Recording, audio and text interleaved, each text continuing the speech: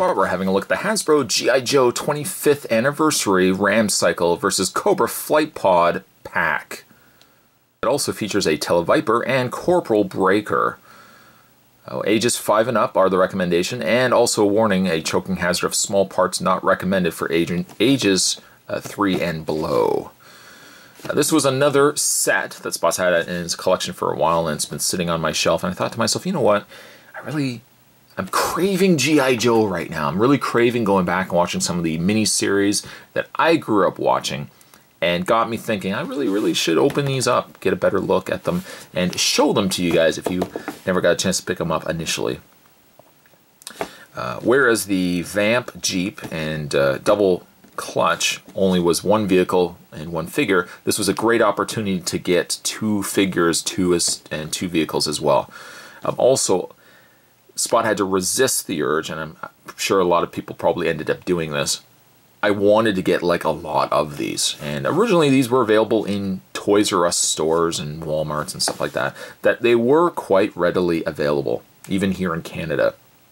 So the urge was to pick up a lot of these, and then adult self had to step in and think to myself, you know what, really, am I going to open up and have a dozen Ram cycles and a dozen flight pods? What am I going to do with these? Am I actually going to play with them? And then child self version inside of me would say, of course we're going to play, of course we're going to play. And adult has to say, no, we're really not. We're kind of past imagination now. We will open these, we'll kind of play around with them, but who are we kidding? We're never going to get back that youth that we had before. If only I had these when I was younger, which is probably the story that a lot of collectors have said to themselves.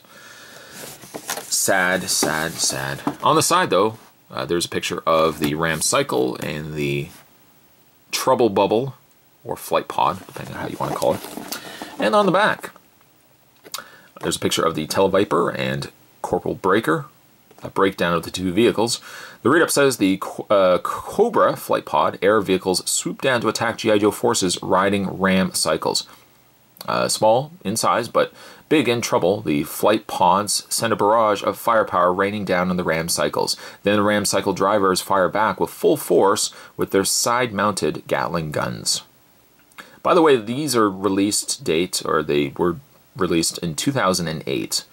Just so you guys can ballpark when these were in stores, 2008. So I guess that takes us, I guess what, 6 years? 6 years ago? 6, 7 years ago. The other vehicles you can pick up, or would have been able to pick up, was the Cobra Hiss with Cobra Hiss Commander, the Armadillo Tank versus Serpentor's Air Chariot, and the Vamp with Double Clutch. Spot's going to take a break and get this opened up. When we come back, we're going to get a better look at the Ram Cycle, the Cobra Flight Pod, and the two figures that come released with this set. There's a lot more coming your way, guys. Don't go anywhere. Stay tuned. What you'll get included with this box set, you'll get yourself a blueprint for not only the Flight Pod, the Trouble Bubble, and also the Ram.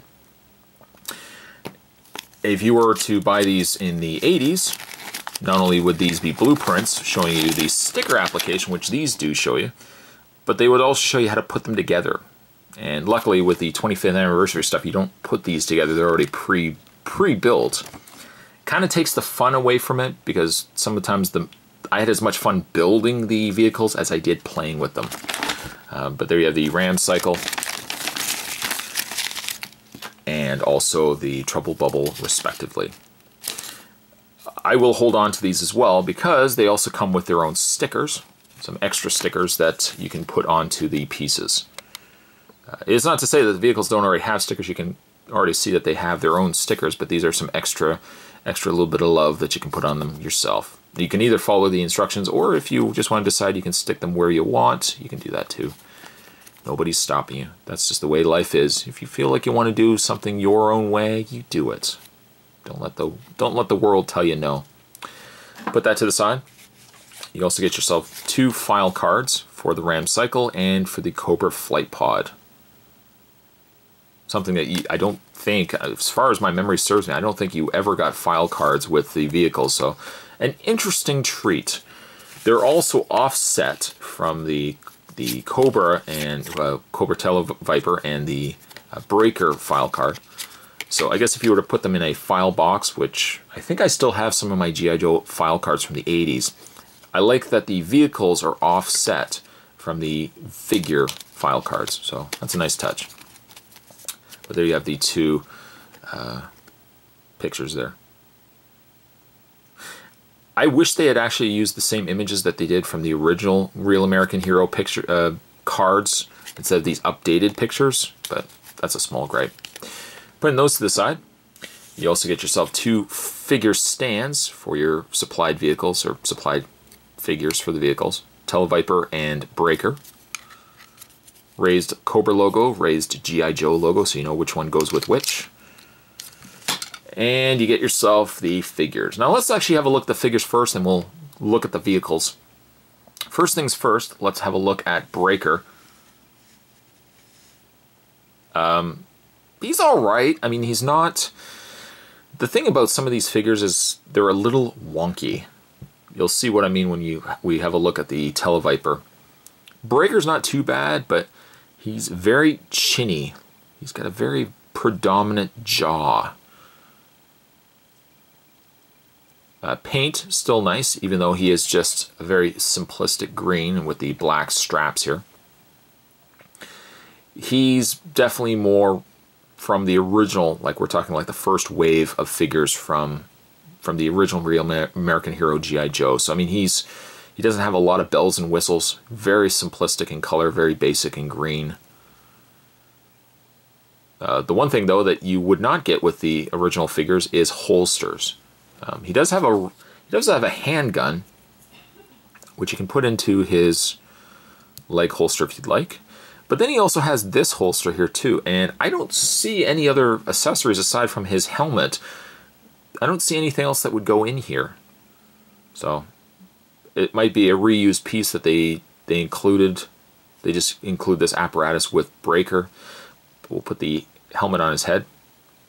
It fits a lot better than Clutch's or Double Clutch's helmet fit. Hole in the back for his backpack, though he doesn't have a backpack.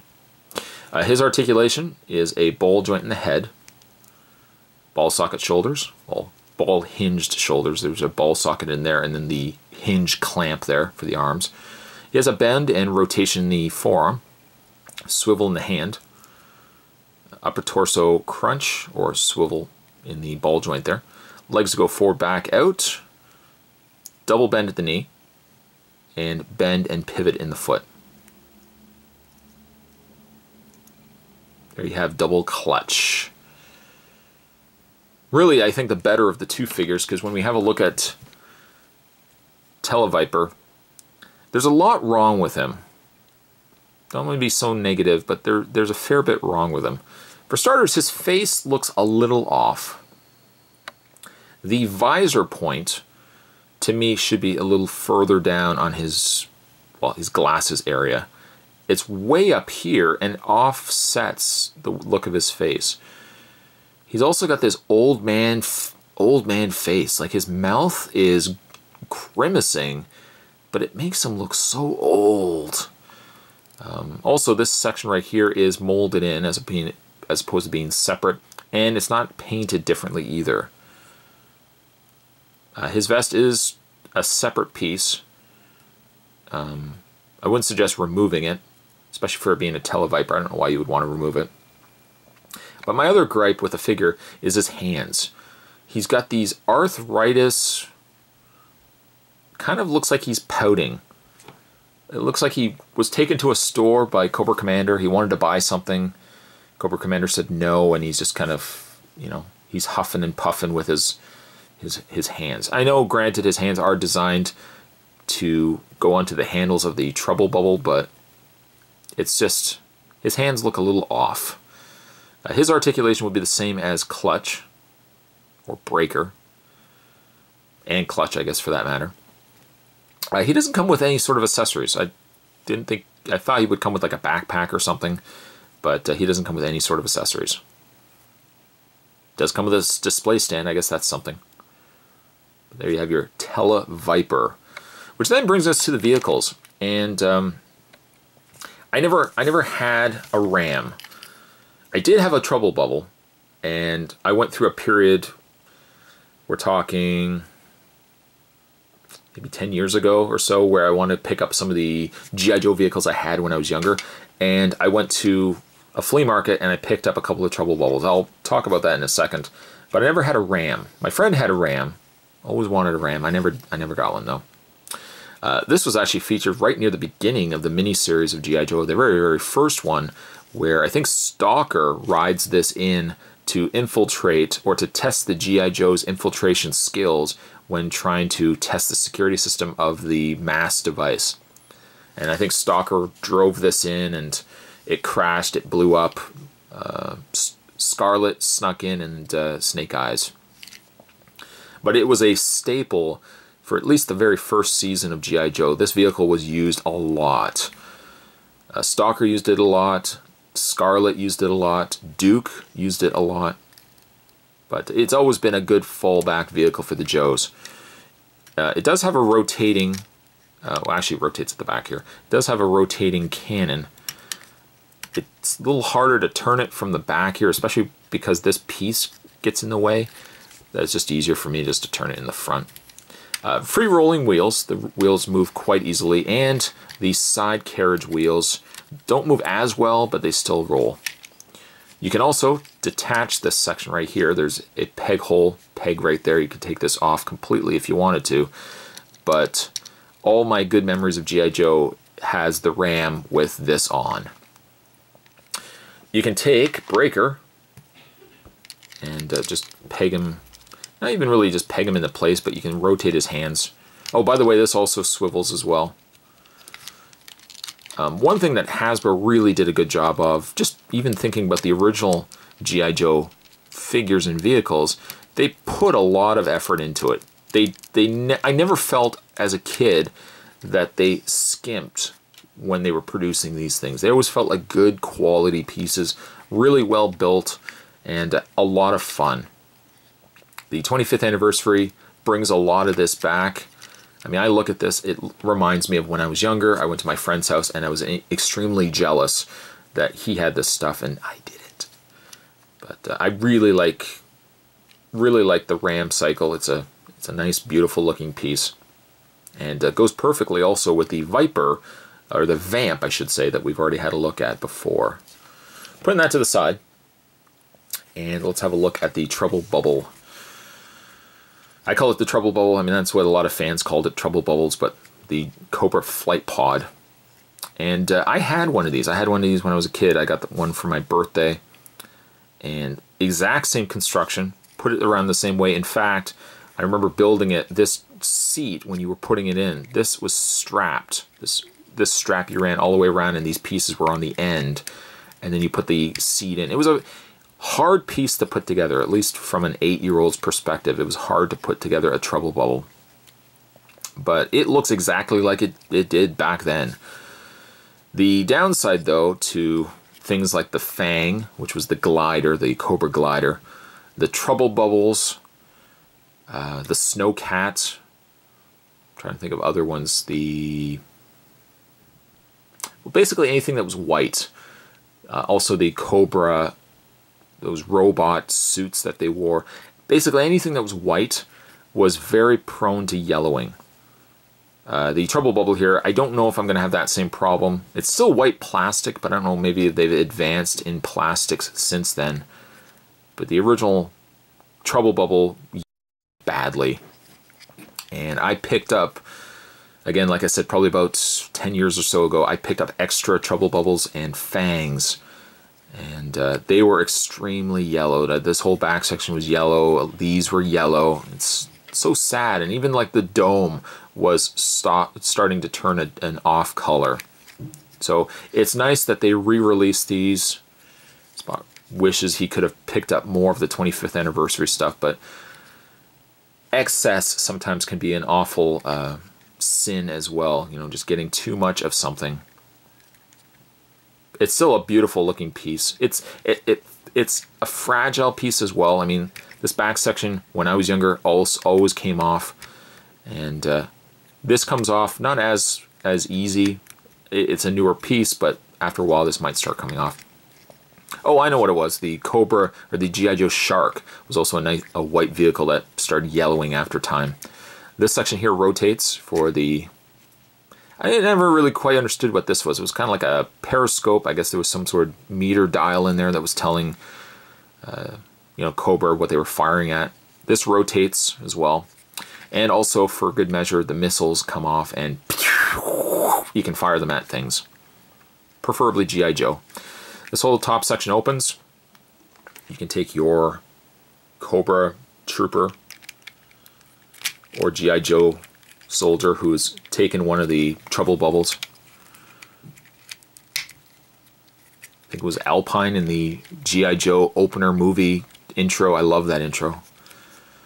Gets onto a trouble bubble, or, you know, I think it might have been Snake Eyes, gets onto a trouble bubble, flips it over, and he gets into it, and then he keeps flying away with it.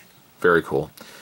But there you have the Televiper in his trouble bubble or flight pod. Still one of my favorite Cobra vehicles to this day is this piece right here. I don't know if I would have necessarily paired a Televiper with it, though. It really should be something that a regular Cobra Trooper could have been included with, or something along those lines. But still, a beautiful looking piece, and hopefully it doesn't yellow on me. Today's toy spot, we're having a look at another set of G.I. Joe 25th anniversary vehicles. We're looking at the Vamp and the Trouble Bubble. They are still relatively inexpensive on eBay. You're probably going to be paying about the same price as what you would have paid for them when they were in retail. Sets probably like this could have cost you maybe $15, $16, $18 in stores. On eBay, you're probably going to be paying about $20 to $25 for them. They've stayed relatively inexpensive. So if you had a chance to not pick up these when you were younger, and as an adult collector you want to start getting back into G.I. Joe, these are good sets to start beefing up your military vehicles once again. Stay tuned, guys. Spot's going to have a lot more G.I. Joe figure reviews, other vehicle reviews heading your way as well. And stay tuned also, Spot's going to, of course, have a whole lot more videos of other stuff heading your way as well. Until then, I'll see you next time.